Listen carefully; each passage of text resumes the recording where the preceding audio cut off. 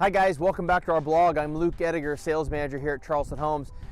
Today we're standing outside on a windy day, storms rolling in, but kind of neat to see a lot of newly developed lots here. We're standing out in Southwest Omaha here, basically on Gretna, the Pebblebrooke subdivision. Pebblebrooke 2, in fact, phases 1 and 2.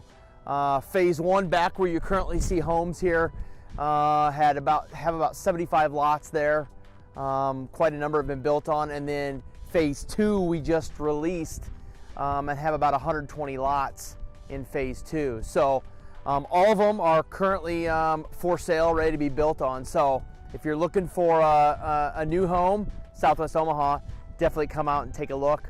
Feel free to stop by our models here in Pebblebrooke or in Arbor View out in Gretna. And as always, you can check us out on our website at charlestonhomesomaha.com.